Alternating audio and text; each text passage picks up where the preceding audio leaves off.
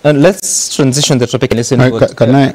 Yes, you will. What the President and the Deputy President said yesterday, they were meeting the new cabinet secretaries and calling on them to prioritize service to Kenyans. To your oath of office. And it was about the Republic of Kenya. It was about the people of Kenya. It was not about your friends. It was not about your relatives. It was not about your family. It was not about your political formation or your community. It was about the people of Kenya.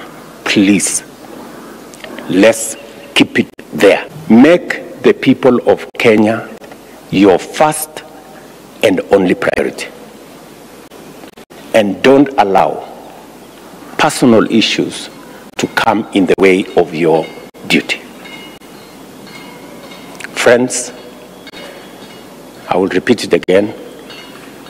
Let us make the people of Kenya our first and only. Make the people of Kenya our first and only priority. It will make us go very far. And finally, Your Excellency, is just to encourage everybody to love one another and to appreciate each other. You know, when I look, I find Hassan Joho in the same cabinet with me, and Opio and I, and John Buddy. I appreciate that Kenya is great, and we must all learn to live with each other because you never know about tomorrow. Okay, Kenya is great. Learn to appreciate each other and live with each other. So, Chairman, you wanted to say something. I hope it's relating to the zero-based budget, because also that appears to be the agenda that the President has, alongside many other issues, including fighting corruption, that within 6 months cases should be concluded. What are your thoughts? Well, first, I've handled the zero-based budgeting in Britain, not in Kenya. In my earlier years of life as a management consultant. At a press conference for Spathonic Craft, which were building ships for Kenya Navy. But just by chance, my employer had taken me there. What I would say is, of course, you know, this is something which conceptually it is good, but it is not going to be an easy thing. You know, when it comes to handling public service and public servants, all I can say is, you know, let whoever is initiating this appreciate the technical challenges of doing it. The same even with the costing and so forth. So for us as IGRTC, one of the things which we see going forward is a process of what we would call budget rationalization between the two levels of government, because the resources are there. So we need to know, you know, what happens, and in that regard, how the two levels of government need to work very closely together in sector forums to agree. You know, you want agriculture for Kenya to thrive. Right. You want the Kenyans to do well in agriculture, to do well in livestock development. You need to agree between the county government, because agriculture is the devolved functions in terms of delivery. But agriculture policy, the national strategy, still remains the responsibility of the national government. Therefore, the best that can happen in terms of how it is going to work and get this country moving faster is for the two levels to sit together at the beginning of each year and agree. This is how we, before the budget, this is how we want to transform livestock development in Kenya.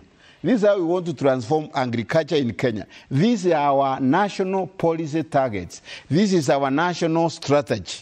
Okay? Let us now agree for us to deliver for the national targets. Right. This county will do this county will do that, Wajir will do the slaughterhouse, somebody else will do whatever, the feedlot and whatever else. And on that basis now, we need the resources to transform agriculture. How much money do we need? How much of this needs to go to the county governments so that we can move agriculture? Okay? Right. And how much of this do you need at the center in terms of policy making, in terms of supporting the counties in capacity building, in terms of monitoring and evaluating how the counties are doing in terms of this agricultural transformation, livestock development transformation. Okay. That way, I think we get to a position where now the two levels of government are working in cooperation, in coordination, to deliver to the people of Kenya. All right. And therefore, even as His Excellency the President urges the minister, the cabinet secretaries to work for Kenya, those of them who are going to the county, to the ministries, the dockets with devolved functions, they need to be honest with themselves that they can only achieve so much without the active participation, facilitation, and funding of the county governments to deliver in those functions. Right. That to me, I think, is very important. Sorry, let me hear from the governor, the practicality of this, because the chairman here is talking about a cooperation sort of, working together. What would that framework look like? Because you have your own job in running Wajir County. Right. Yeah, Sam, nice seeing that clip and seeing how the onboarding of ODM experts has brought out the greatness of the country to the Deputy President. Yeah. Coming back to zero-based budgeting. Yeah. What zero-based budgeting actually means is that you set aside last year's budget. Yeah. And you start budgeting afresh based on your needs, which is different from the current budgeting system that we have in government, which is incremental.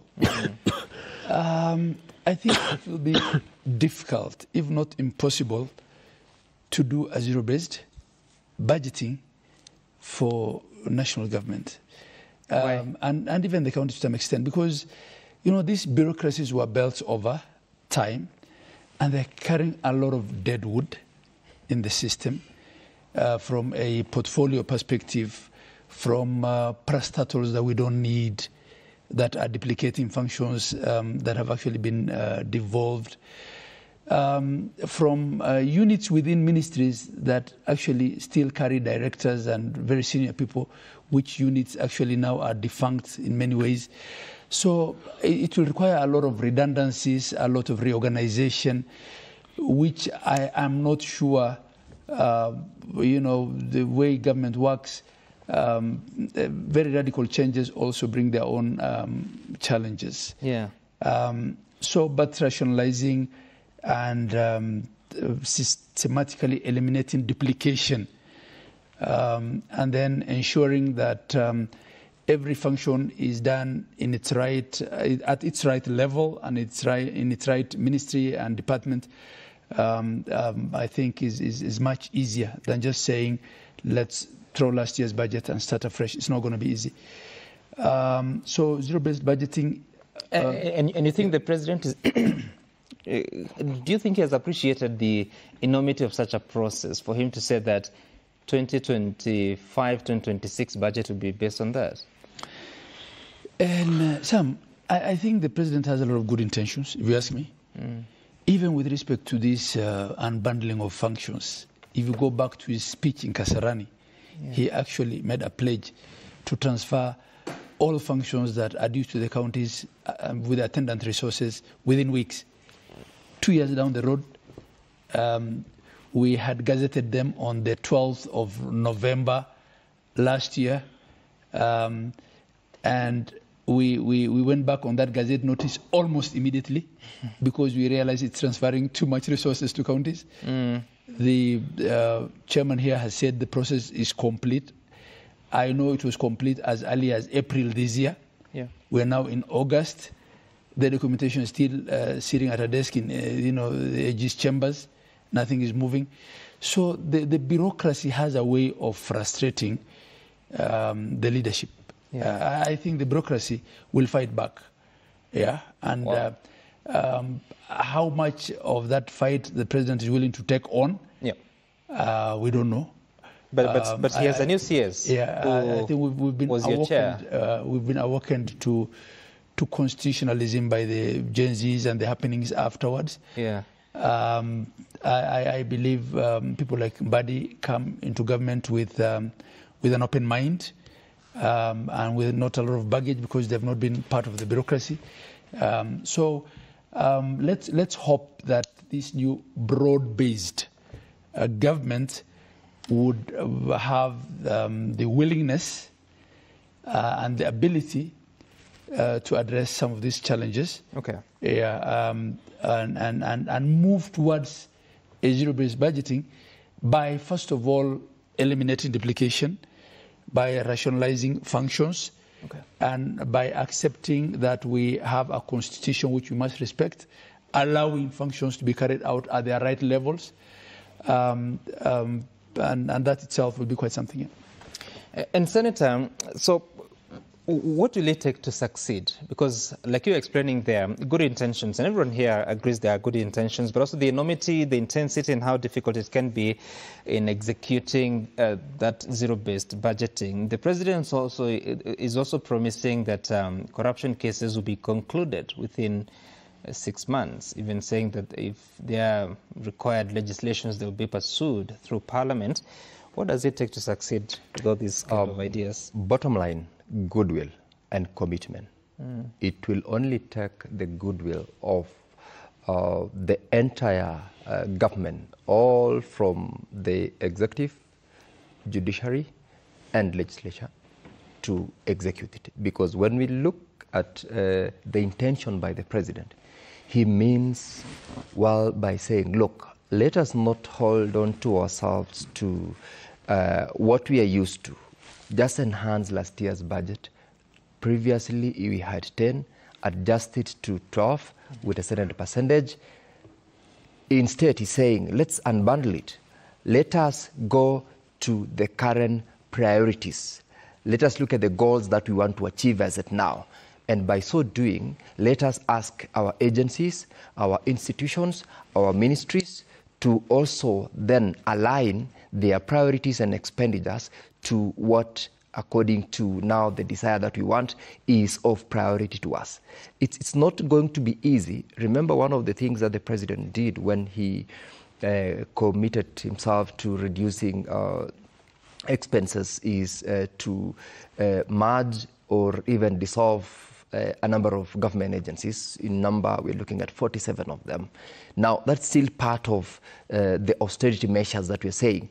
If this goodwill is supported, which I'm also certain that it will, because we all need to make Kenya better, and we all need to develop, then the process in itself will be looking at what Chair here and the Honorable Governor has said in terms of reducing inefficiencies.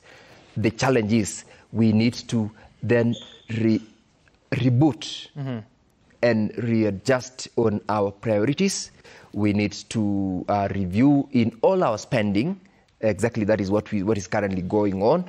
And we justify the need of each and every item that we are putting in our budget. And so all that it will take some is, as I've said, the goodwill and also the commitment that we have, because we have all the laws in place. We have everything, I would say, to support the implementation of this particular zero-based budget program. And going forward, if we have that extending to all levels of government, all agencies, I look forward to having it happen. One of the things that the president did, for instance, when he spoke yesterday, I of course listened to what he said in terms of way forward. He's attempted to manage the debt of the country. That is one of the reasons why we are where we are. Enhance repayment of the debt so that you reduce on the burden that we have in the country. With regards to corruption, he, despite the reduction in the budget, the allocations to agencies that fight corruption, this is the EACC, the judiciary, and the ODPP, has been enhanced actually in the current financial year. The budget to the anti-corruption has increased from 3.9 billion to 4.2 billion. But you know there's been budget cuts, yeah? Yes, I'm saying notwithstanding the fact that that budget has already been reduced, it hasn't gone beyond what they had been allocated last year. They had 3.9, they have 4.2 now, notwithstanding the reduction of the budget. The Office of the Director of Public Prosecution has had last year 3.6, now Zero-based budget versus incremental. What Yes, you're referring to is incremental. Yes. From 3.9 to 4.2 billion shillings. have we assessed that they actually need that money, and for what? Their requisition went beyond this. And now the implementation, that's why I say it will take the goodwill, the commitment, because we will need to prioritize. For instance, EACC will say, I need to enhance my investigation and conclusion of pending cases. Similarly, DPP will say, I'll need to prioritize prosecution of concluded matters or matters which have already been taken to court. We will be asking equally the judiciary then to also prioritize on concluding matters within certain timelines. They will definitely say we need additional resources for purposes of automation, for purposes of... Oh, yes, why not? I mean, for purposes of having a reduced backlog, for instance, we have in the judiciary what we call Rapid Resolve Initiative, RRI. RRI would say, this week, we are all going to be dealing with cases between the period of 2010 to 2012. All of us, we concentrate on making sure that we have continuous sitting. That way requires facilitation beyond presence. You will need to make sure that all courts are available, the clerks. I mean, it will require resources.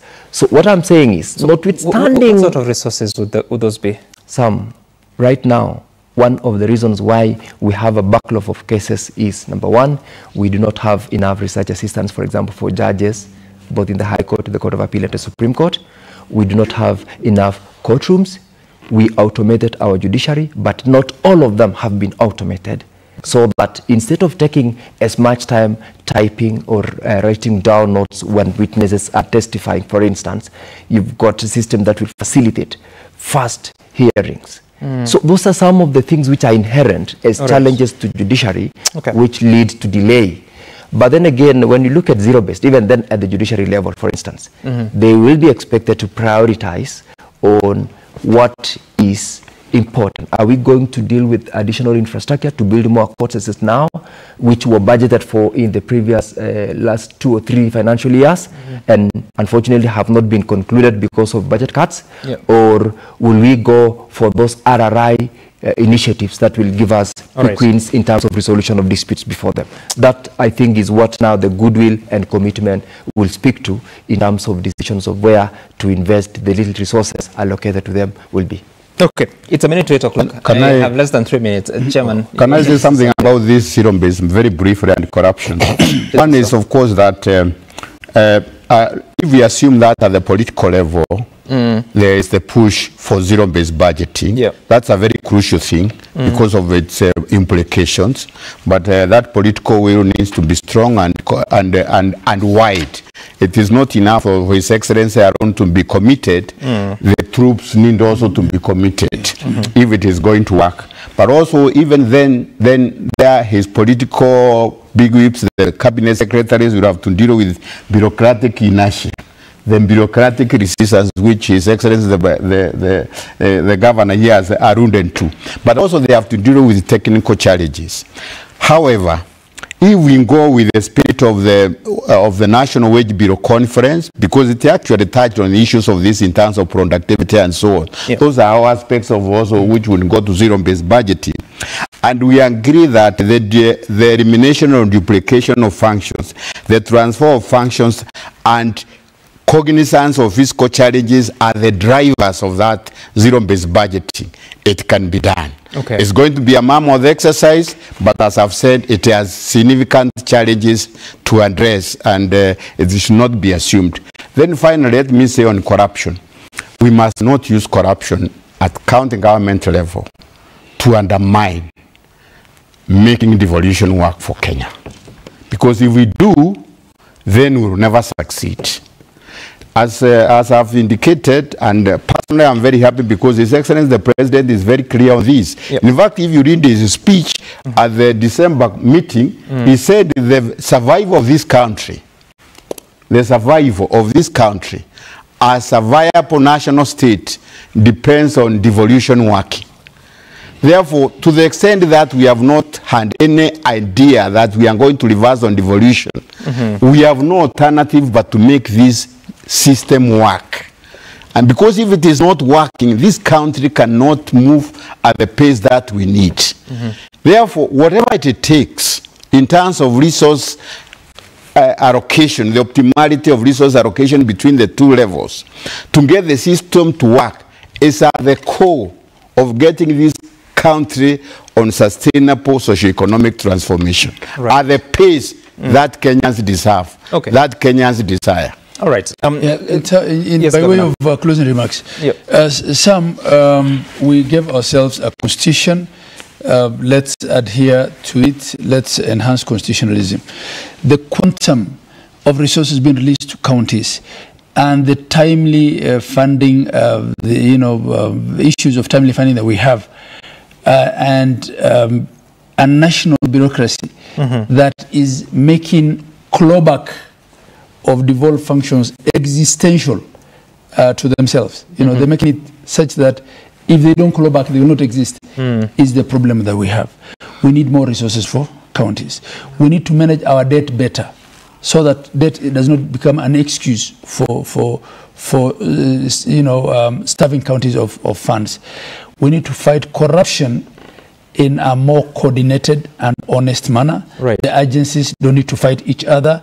They don't need to make a lot of noise. What they need to do is to work quietly and have watertight cases. And let's insulate the fight against corruption against our parochial political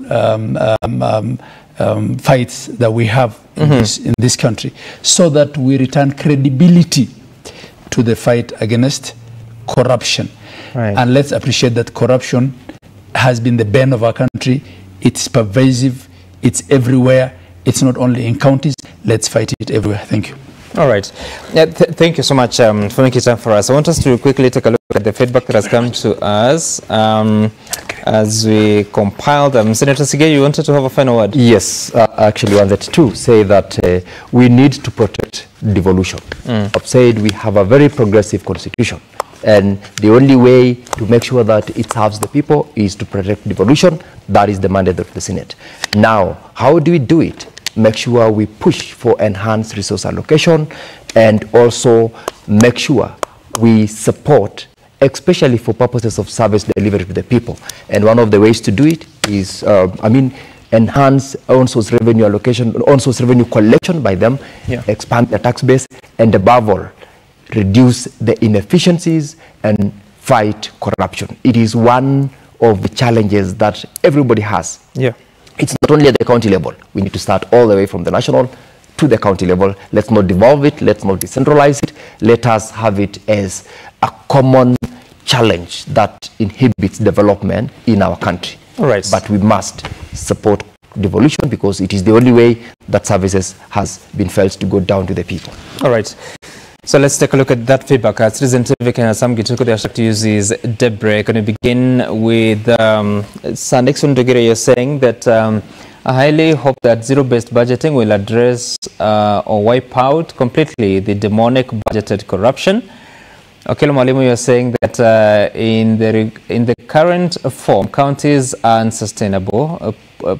Pulling them out of the financial ditch requires a multi-pronged approach. For instance, merging counties to reduce administrative costs, forming ad hoc committees to do thorough weeding out of ghost workers.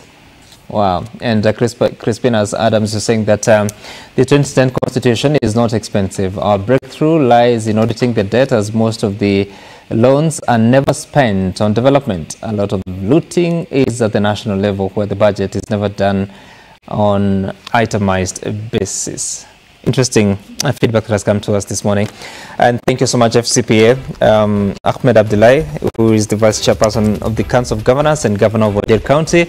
Kithinji Kiragu, Chairperson of the IGRTC, Intergovernmental Relations Technical Committee, and Wakili Hilary Sige, the Senator of Bomet, and Chairperson of the Justice, Legal Affairs and Human Rights Committee at the Senate. Thank you for making time for us. Thank you. My name is Sam Gituku. See you again some other time. Up next is Matters Social with Safina Cheng Oma.